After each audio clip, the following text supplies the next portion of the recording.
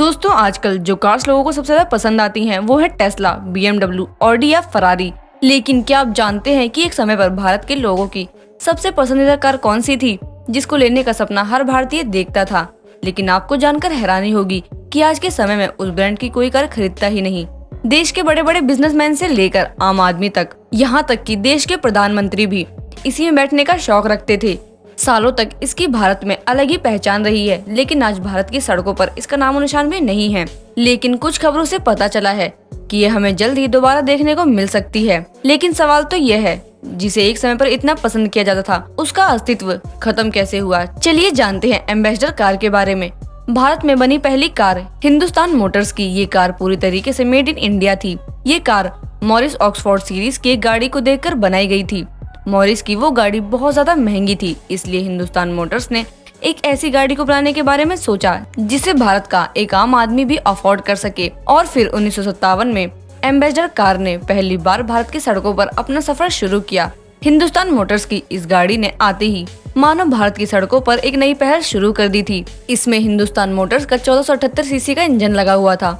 Ambassador car मजबूत होने के साथ साथ इसमें भारतीय परिवारों के हिसाब से बहुत ज्यादा स्पेस भी था। इसकी सबसे बड़ी खासियत थी इसका इंजन, जो काफी दिक्कतों में भी बिल्कुल मक्खन की तरह काम करता था।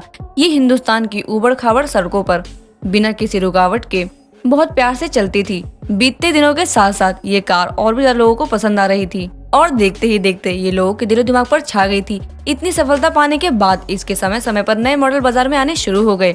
ये कार हर किसी की पसंद बन चुकी थी। बाजार में इसकी मांग इतनी बढ़ चुकी थी कि इसकी मैन्युफैक्चरिंग को बढ़ाना पड़ गया था। एम्बेसडर भारत की सबसे सफल कार थी, जल्दी से खराब भी नहीं होती थी। हैरानी की बात तो ये है कि एक समय पर इसमें BMW का इंजन लगाया गया था। जी हाँ दोस्तों, और इंजन लगाते ही ये भारत की पहली डीजल कार बन चुकी थी। कहते हैं एक समय पर इस कार की इतनी मांग थी कि 16% कार तो सरकारी लोग ही ले लिया करते थे। सुरक्षा और कंफर्ट के मामले में एम्बेसडर ही पहली पसंद थी। 1994 में इसकी इतनी मांग थी कि लगभग 1 लाख गाड़ियों को बनाया गया था। इसके बाद में इसकी मांग और भी ज्यादा बढ़ती ही गई। 2004 में तो हिंदुस्तान मोटर्स ने 9 लाख गाड़ियों की मैन्युफैक्चरिंग की थी। ये एक समय पर दुनिया की सबसे बेहतरीन टैक्सी थी। आज तो हर तरह के रिक्शे चलते हैं, लेकिन एक समय था जब एम्बेसडर ही लोगों की मनपसंद टैक्सी हुआ करती थी। इसमें हर वर्ग के लोग सवारी कर सकते थे। साथ ही इसमें सवारी करना बहुत ही कंफर्टेबल के साथ साथ सस्ता भी होता था। रोड भले ही खराब हो, लेकिन ये तो चलती ही रहती थी। एक समय पर इसे दुनिया की सबसे बेहतरीन टैक्सी बताया गया था। लेकिन आखिर वो समय आया जब लोगों का मन इस कार से भर चुका था और इसका दबदबा खत्म हो गया। इसके नापसंद किए जाने का सबसे बड़ा कारण था इसका पुराना मॉडल। अब बाजार में नए मॉडल की अच्छी और सस्ती गाड़ी आने लगी थी।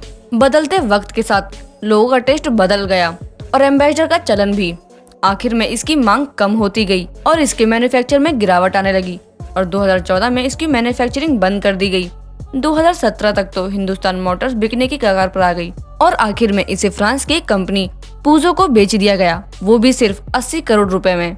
जिसके बाद एक ही दिन में एम्बेसडर एक कहानी बनकर रह गई।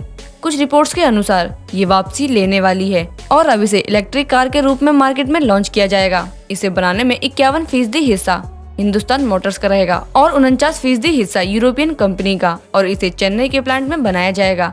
अब ये लोगों को दिलों पर ना हो, लेकिन भारतीय गाड़ियों में ये हमेशा सबसे ऊपर रहेगी। तो दोस्तों, कैसी लगी आपको ये वीडियो, हमें कमेंट सेक्शन में बताएं और चैनल को सब्सक्राइब करना ना भूलें।